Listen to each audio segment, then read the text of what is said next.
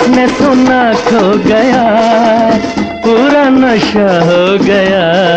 ना लता, ना आशा, ना किशोर, ना मुकेश, ना मन्ना डे। और मन्ना डे तो कहते ही थे कि उनसे बड़ा कोई दुनिया में सिंगर था नहीं, और रफी का एक घराना उन्होंने इस्टेब्लिश किया। इश्क इश्क है, इश्क इश्क ये इश्क इश्क है, इश्क नाज़ो अंदाज से कहते हैं कि जीना होगा। लोग कई चले गए गायक, लेकिन गायिका उनके बारे में इस तरीके से नहीं हो रहा। लेकिन there is a continuous Rafi mania which is increasing day by day, because फूलों में ढूंढूं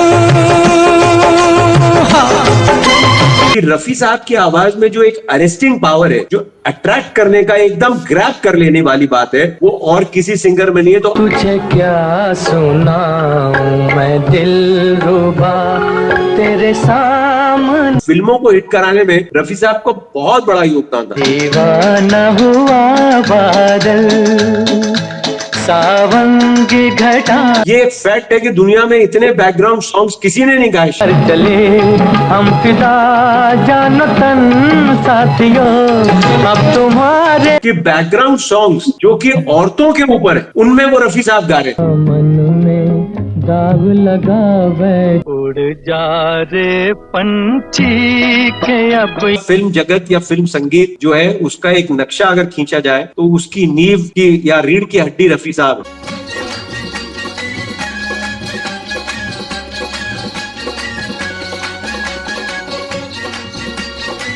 शर्त इतनी है कि तू जलवानुमा हो जाए।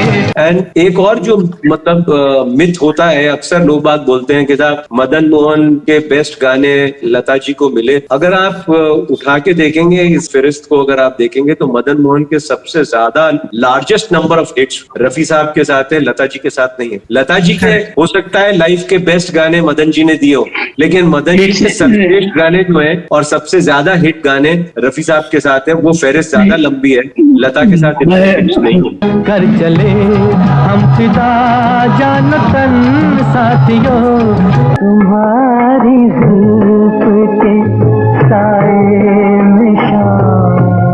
हमारे हिंदुस्तानी क्लासिकल में जो सप्तक हैं, उनके बीच में हम श्रुतियां कहते हैं, जो छोटी छोटी जगह होती है, जिसको कि इंग्लिश में हम माइक्रोटोन्स कहते हैं। रफी साहब की क्वालिटी है, एक अच्छा सिंगर जो होता है, श्रुति बहुत एक से दूसरे, मतलब एक मिली माइक्रोटोन ही उसको इसलिए कहा जाता है क्योंकि बहुत कम जगह होती है। लेकिन रफी साहब एक मीटर के अंदर, उस गीत के अंदर जो अपनी जगह बनाते थे, और उस गाने के अंदर वो पंक्चुएट कर देना, ग्लाइड कर जाना, स्लाइटली उसको ऊपर ले जाना, या स्लाइटली उसको बीच में मझधार में छोड़ देना, या स्वर नीचे लेना। जाग दिले दीवाना में वो जिस तरीके से नीचे के स्वर करते हैं, उससे आपको एहसास होता है कि एक सवेरा हो रहा है। जाग दिले दीवाना रुत जागी वसलिया। एक हंसी शाम के अंदर वो जहां से हमिंग शुरू करते हैं और जहां वो कहते हैं मुद्दतों से आर, तो आप देखिए आरजू जब वो बोलते हैं और मुद्दत, आपको एक शाम की ठंडक का एहसास होता है। मुद्दतों से आरज़ू थी जिंदगी में। यही कारण है कि लोग फिर वो वापस, हमारे जमाने में वो फिल्में देखने के लिए आपको दोबारा जाना पड़ता था। यूट्यूब नहीं होता था कि आपने लगा लिया, या आपने है ना नेटफ्लिक्स में फिल्म देख ली, या किसी और सोनी सिनेमा में या किसी में देख ली। लोग उसको बार बार देखने जाते थे उस चीज का एहसास लेने के लिए। हंसी शाम को दिल मेरा। और कई बार ये होता था कि अरे यार बकवास है, वो आदमी हीरो बेकार है, लेकिन यार गाना बहुत अच्छा है, तो लोग बाग वो सुनने के लिए जाते थे। के मजबूर मुझे उसने बुलाया होगा। I think that is his quality, जो कि ना लता, ना आशा, ना किशोर, ना मुकेश, ना मन्ना डे। और मन्ना डे तो कहते थे कि उनसे बड़ा कोई दुनिया में सिंगर था नहीं, और रफी का एक घराना उन्होंने इस्टेब्लिश किया। तो ये अपने आप में बड़ा क्लियर है कि मतलब फिल्मों को हिट कराने में रफी साहब का बहुत बड़ा योगदान था। फिल्मों के साथ साथ बड़े बड़े हीरोज को बना देने में। ये एक फैक्ट है कि दुनिया में इतने बैकग्राउंड सॉन्ग्स किसी ने नहीं गाए, शायद 250 के आसपास उनके बैकग्राउंड सॉन्ग्स हैं। और सबसे मजेदार बात यह है कि बैकग्राउंड सॉन्ग्स जो कि औरतों के ऊपर है, उनमें वो रफी साहब गा रहे। बात कही दामन में दाग लगा बैठे, या चल उड़ जा रे पंछी, औरतें हैं। दामन में दाग लगा बैठे हम प्यार में धोखा। चल उड़ जा रे पंछी के अब देश हुआ। मीना कुमारी के कई गाने हैं जिसमें कि रफी साहब पीछे बैकग्राउंड में गा रहे हैं। खुश रहो अहले चमन, हम तो चमन छोड़ चल। क्यों? क्योंकि बहुत से लोगों ने कहा, ये प्यारेलाल जी का कहना था, ये बात खयाम साहब जो मेरे पड़ोसी थे, वो बम्बई में और हमारा बहुत लंबा संबंध रहा, वो लोग कहते थे कि ये कारण ये था कि प्रोड्यूसर्स और फाइनेंसर्स और म्यूजिक डायरेक्टर्स का ये एक मानना था कि रफी साहब की आवाज में जो एक अरेस्टिंग पावर है, जो अट्रैक्ट करने का एकदम ग्रैब कर लेने वाली बात है, वो और किसी सिंगर में नहीं है। तो अगर ये बैकग्राउंड गाना किसी फीमेल से गया है तो वो सीन गिर जाएगा। और यही कारण है कि आप देखिए कि हकीकत जैसी फिल्म में एक बहुत बड़ा रिस्क लिया गया। फिल्म खत्म हो गई है, हीरो हीरोइन मर गए, लेकिन लास्ट में गाना आता है, कर चले हम फिदा। कर चले हम फिदा जानो तन साथियों, अब तुम्हारे। लोगों ने बहुत कहा चेतन आनंद को कि आप ये गाना मत रखिए, लेकिन उस गाने के कारण लोग 7 मिनट तक बाद में बैठे रहते हैं। और वो गाना न केवल all time great patriotic song है, शायद दुनिया के सारे पैट्रियोटिक सॉन्ग्स को मिला ले तो उनमें वो बेस्ट वालों में आएगा। कट गए सर हमारे तो कुछ गम नहीं, सर हिमालय।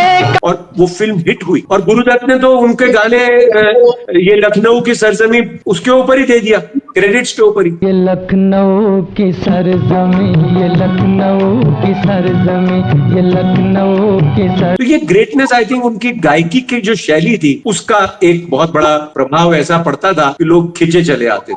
वो दुनिया के रखवाले सुन दर्द, और आज भी हम सुनते हैं उनको, बार बार सुनते हैं। मन तरपत हरी। और सच्चाई ये है कि गालिब की गजलें और जो मधुकर राजस्थानी और दूसरे कुछ जो गीतकार आदि हैं, कवि हैं, उनके वो जो भजन है, पाँव पड़ू तोरे श्याम और मैं ग्वालो रखवालो मैया, ग्वालो रखवालो मैया, माखन नहीं चुरायो। ये सब इतने खूबसूरत हैं। और पाँव पड़ू श्याम, वो तो मतलब एकदम ऐसे लगता है कि आपको साक्षात हो जाता है, इस तरीके के दर्शन हो जाते हैं। मतलब पढ़ो तोरे शाम ब्रिज में, भाव है उसके अंदर, और ये भाव ही है जिसने कि लोगों से उनको आज तक जोड़ रखा है। लोग कई चले गए गायक, लेकिन गायिका उनके बारे में इस तरीके से नहीं हो रहा। लेकिन there is a continuous Rafi mania which is increasing day by day, because people are realising कि इस तरीके की गायकी होती नहीं है। और वो खयाम का ये कहना था कि वो हर किसी को अपना गुरु मानते थे और बहुत ही